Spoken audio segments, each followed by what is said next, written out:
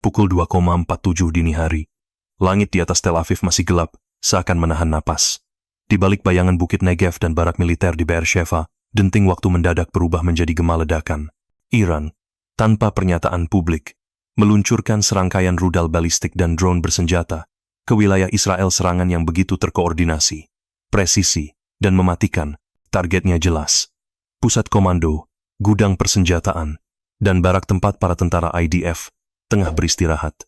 Hanya dalam hitungan menit, dunia militer Israel diguncang oleh kenyataan baru, bukan hanya kehilangan ratusan personel, tapi juga simbol kekuatan dan kepercayaan diri. Di tengah debu reruntuhan dan keheningan pasca ledakan, satu pertanyaan menggantung di udara. Apakah ini hanya awal dari sesuatu yang lebih luas?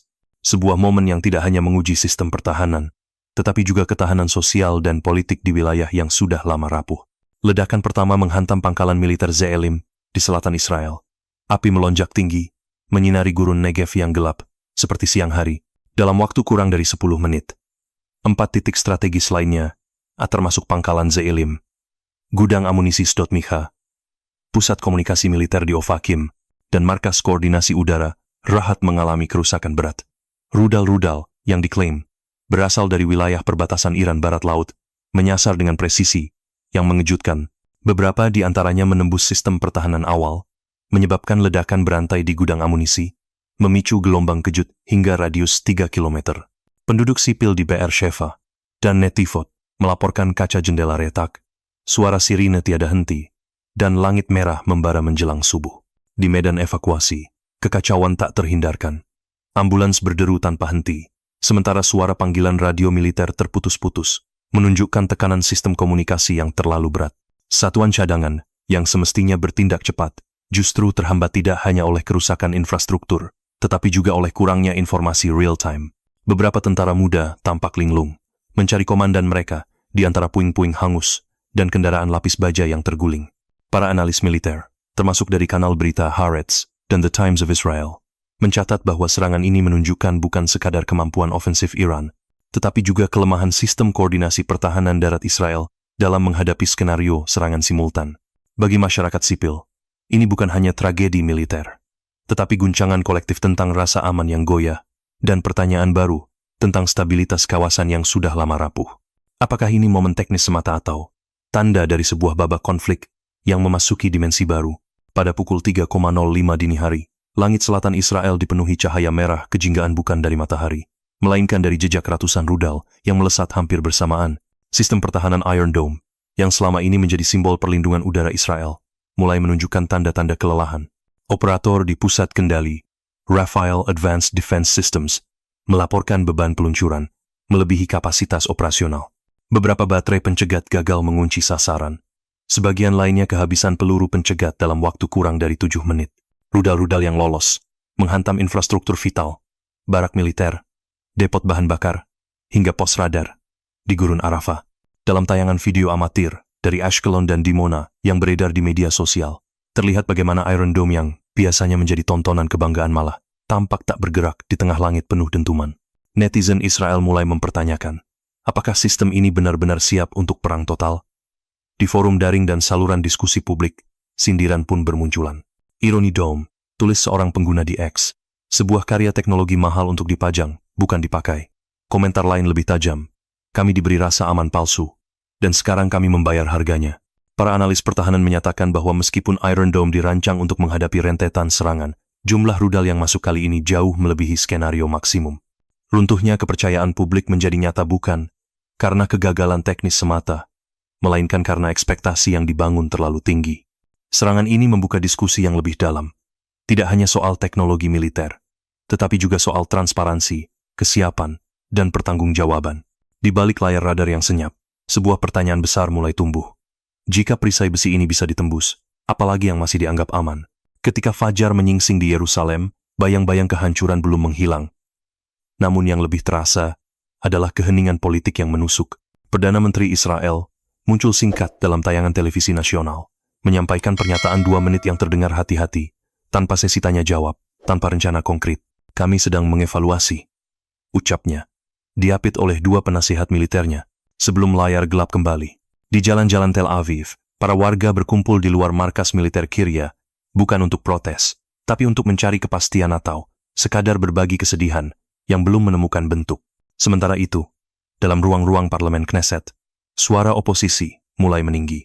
Yair Lapid, pemimpin oposisi utama, menyerukan penyelidikan independen dan menuntut tanggung jawab politik. Jika 500 tentara gugur tanpa satupun pertahanan efektif, ini bukan sekadar kesalahan sistem, ini adalah kegagalan kepemimpinan, ujarnya dalam konferensi pers. Beberapa anggota Knesset lain bahkan mulai menyebut kata yang dulu dianggap tabu, pengunduran diri. Media internasional dengan cepat menyorot momen ini. BBC menggambarkannya sebagai hari tergelap sejak konflik 2006. Sementara The Guardian menyoroti kerapuhan simbolis dari sistem pertahanan modern yang selama ini dijual sebagai kebal. Al Jazeera menyandingkan citra ledakan di Be'er-Sheva dengan tanggapan dingin pemerintah, menyebutnya kontras yang mencolok antara medan tempur dan panggung politik. Di ruang publik daring, masyarakat sipil tidak diam. Tagar keamanan siapa menjadi tren di platform X dan Instagram, diikuti oleh puluhan ribu unggahan yang mempertanyakan investasi besar pada sektor militer tanpa jaminan perlindungan nyata. Banyak keluarga tentara mulai berbagi kisah kehilangan, bukan dengan kemarahan, tapi dengan rasa dikhianati oleh sistem yang menjanjikan keamanan mutlak. Di tengah krisis ini, bukan hanya pertahanan yang diuji, tetapi juga relasi antara pemerintah dan rakyat. Ketika suara resmi memilih diam, suara publik mengambil alih panggung, dan dalam gelombang itu, sebuah narasi baru mulai terbentuk, bahwa tanggung jawab nasional tidak bisa ditangguhkan dalam kabut asap. Satu persatu peti jenazah diturunkan dari truk militer di pangkalan Herzliya, disambut oleh keheningan yang tak memerlukan upacara. Di antara barisan keluarga yang berdiri terpaku, Rachel, seorang ibu dari Netanya, jatuh terduduk begitu melihat nama putranya tertera di papan pengumuman darurat. Ia tidak mendapat telepon resmi, tidak ada surat, hanya notifikasi dari aplikasi peringatan sipil dan unggahan seorang tetangga yang lebih cepat daripada prosedur. Petinya datang, bahkan sebelum seragam resminya sempat dikembalikan, ucapnya lirih. Kalimat itu kemudian menyebar di media sosial, menjadi simbol sunyi dari tragedi generasi muda yang gugur sebelum sempat menua. Di unit-unit militer cadangan, suasana tidak kalah sunyi. Lebih dari 120 prajurit dilaporkan mengalami gejala gangguan stres pasca trauma, PTSD. Banyak di antaranya menolak kembali ke pos. Beberapa menulis surat terbuka, bukan sebagai bentuk pembangkangan, tetapi sebagai jeritan moral. Kami tidak tahu musuh datang dari langit atau dari kebijakan, tulis seorang sersan yang kini menjalani terapi di Beit Levinstein Rehabilitation Center, Ra'anana. Dampak psikologis tak hanya dirasakan oleh mereka yang berada di Medan, tapi juga oleh masyarakat luas. Di Haifa, sejumlah sekolah memindahkan kegiatan belajar ke ruang bawah tanah karena kekhawatiran akan serangan susulan. Anak-anak menggambar langit yang penuh asap, bukan pelangi. Di pasar malam kota Lod, pedagang berhenti lebih awal, bukan karena perintah resmi, tapi karena suasana hati publik yang tak lagi tenang. Layanan bantuan trauma kewalahan. Hotline milik Kementerian Kesehatan menerima lonjakan panggilan hingga 3 kali lipat. Banyak dari penelepon adalah pasangan muda dari komunitas Druze dan Beduin, kelompok minoritas, yang juga mengirimkan anak-anak mereka ke barisan depan. Untuk mereka, ini bukan sekadar kehilangan, tapi luka identitas ganda antara kewarganegaraan dan pengorbanan. Dalam setiap ruang duka, tidak hanya satu nama yang hilang, melainkan juga kepercayaan pada sebuah sistem yang menjanjikan perlindungan, tapi gagal memberi penjelasan. Dan di antara deretan lilin peringatan yang menyala di Tel Aviv, muncul pertanyaan yang tidak semua berani ucapkan. Berapa banyak yang harus gugur sebelum kata perlindungan kembali bermakna? Pukul 3,12 dini hari, kamera pengawas di dekat Sderot menangkap momen yang kini menjadi bahan analisis banyak pihak.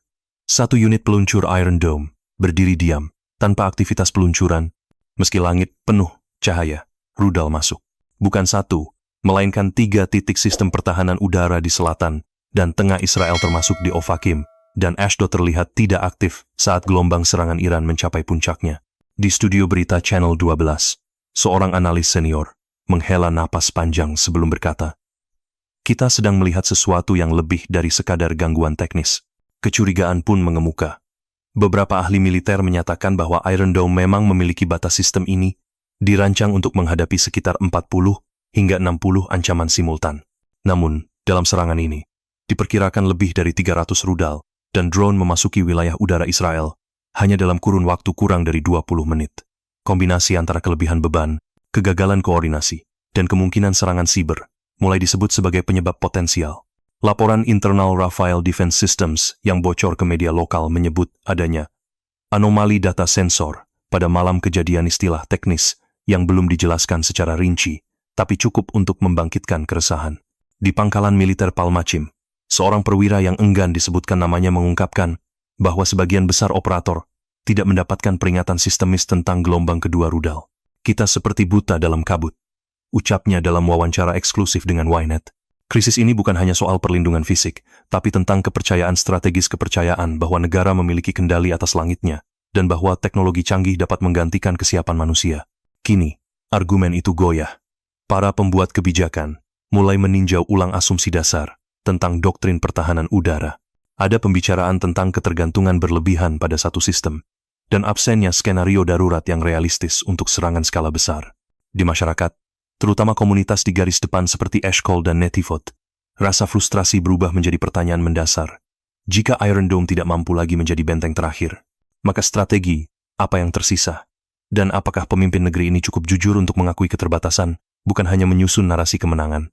Ketika keheningan digantikan oleh keraguan, dan keraguan menjadi bahan bakar kritik, Israel memasuki fase perenungan strategis yang tidak hanya berkaitan dengan teknologi, tetapi menyangkut esensi dari kepercayaan publik terhadap negara dan militernya.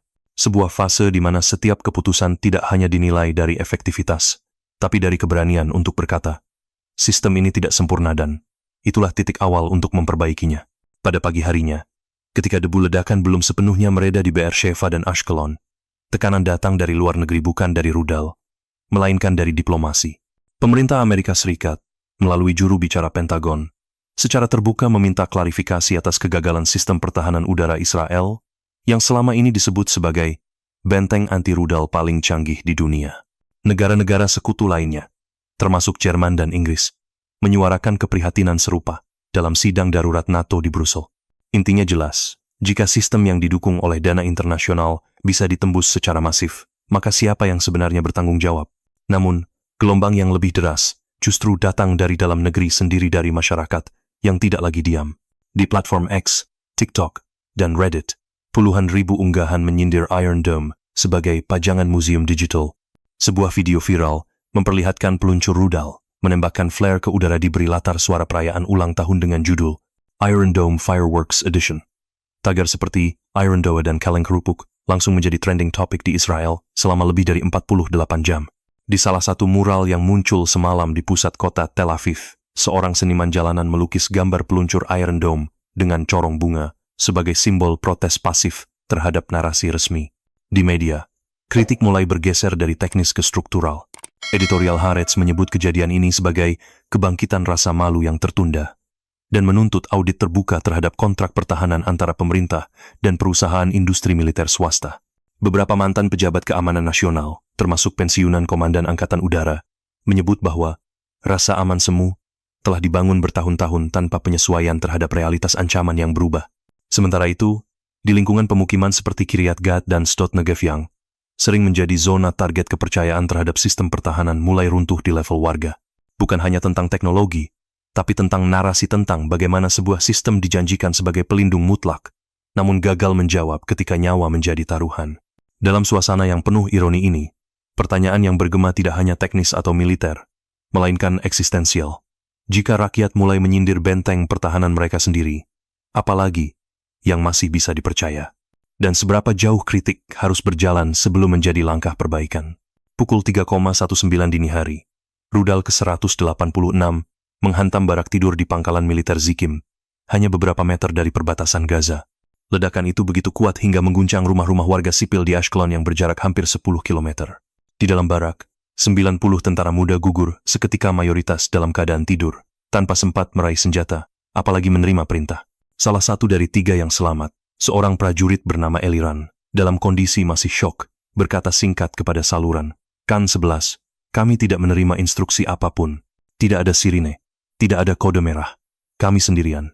Pernyataan itu menyebar dengan cepat dan menyulut gelombang krisis dalam tubuh militer Israel. Di beberapa unit cadangan di Galilea dan Negev, mulai muncul fenomena penolakan tugas.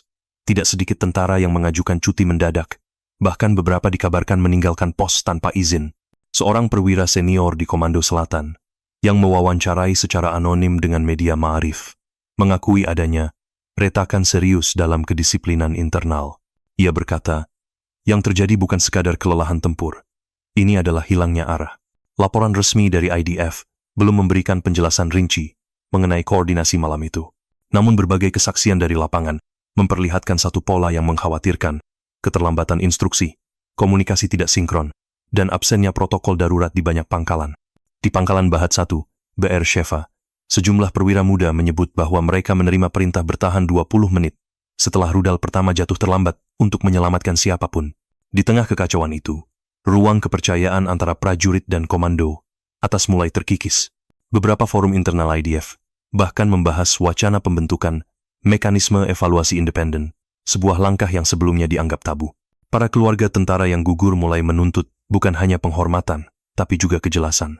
Siapa yang bertanggung jawab atas absennya komando saat anak-anak mereka terbunuh? Isu ini melampaui batas militer. Ia menyentuh inti dari sebuah sistem yang selama ini dibangun atas dasar kepercayaan hierarkis dan doktrin kesiapsiagaan. Ketika instruksi tidak sampai, ketika perlindungan gagal, dan ketika nyawa hilang dalam keheningan birokrasi, maka bukan hanya strategi yang runtuh melainkan semangat internal yang selama ini menjaga ketahanan nasional. Dan ketika para prajurit mulai mempertanyakan perintah, maka negara tidak hanya menghadapi serangan dari luar, tapi juga krisis yang tumbuh di ruang gawat darurat Rumah Sakit Barzilai, kota Ashkelon. Lantai berlumur debu dan darah. Seorang perawat muda, kelelahan, mengganti infus dengan senter di kepala karena listrik padam. Generator utama tak mampu menopang semua unit. Di lorong sempit yang tak dirancang untuk trauma massal, puluhan tubuh dibaringkan beralaskan kantong pasir. Stok obat mulai menipis, dan di pojok ruangan, seorang ayah menatap layar ponsel yang menampilkan foto anaknya masih berseragam, terbaring tak bernyawa, dibagikan di grup media sosial, sebelum ia menerima pemberitahuan resmi dari militer. Saat Israel mengumpulkan kembali puing-puing dari serangan dini hari itu, realitas yang lebih dalam mulai terlihat. Ini bukan sekadar kekalahan teknis, tapi krisis kepercayaan menyeluruh. Pasukan pertahanan Israel, yang selama puluhan tahun dijadikan simbol profesionalisme dan ketangguhan, kini secara terbuka mengakui bahwa mereka terlalu percaya pada sistem otomatis dan terlalu lambat menyadari bahwa perang yang sebenarnya tak bisa dilawan hanya dengan algoritma. Pernyataan itu singkat, tapi dalam dan menyentuh inti persoalan dalam upaya menciptakan keamanan mutlak melalui teknologi. Mereka kehilangan sentuhan dengan realitas paling sederhana kehidupan manusia. Dampaknya meluas seperti retakan yang merambat di dinding tua, dari gedung pemerintahan di Yerusalem, markas militer di Negev, hingga kedutaan asing di Tel Aviv. Sekutu utama mulai menanyakan ulang bentuk kerjasama strategis. Di dalam negeri, para mantan jenderal dan warga sipil biasa menyuarakan hal yang sama. Sudah saatnya Israel mengevaluasi bukan hanya perangkat keras pertahanan, tapi juga perangkat lunak sosial politik yang menopangnya. Di sekolah-sekolah, guru menghadapi anak-anak yang menggambar rudal dan bunker, bukan buku dan masa depan. Di forum daring, diskusi mulai bergeser dari kemarahan menuju refleksi bagaimana sistem yang dibangun selama puluhan tahun bisa runtuh dalam satu malam. Namun, di balik reruntuhan itu, ada ruang untuk menumbuhkan sesuatu yang baru bukan dari kekuatan reaktif, tapi dari keberanian untuk memperbaiki.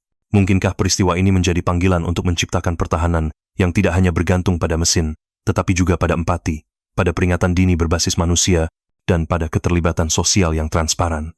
Mungkinkah Israel, atau negara manapun, membangun kembali strategi keamanan yang lebih merangkul nilai-nilai kemanusiaan, bukan hanya kekuatan koersif, karena pada akhirnya, lebih dari jumlah rudal, lebih dari nama teknologi, yang benar-benar diuji adalah ketahanan nilai dan kejujuran dalam menghadapi kegagalan. Dan pertanyaannya, kini berdiri tegak di tengah kehancuran. Jika keamanan dibangun tanpa mendengar denyut nadi rakyatnya, maka siapa yang sebenarnya kita lindungi? Simpan video ini untuk didengarkan ulang. Bagikan jika Anda percaya pada kekuatan refleksi kolektif. Tinggalkan komentar. Menurut Anda, bagaimana pertahanan masa depan seharusnya dibangun oleh mesin atau oleh hati nurani manusia?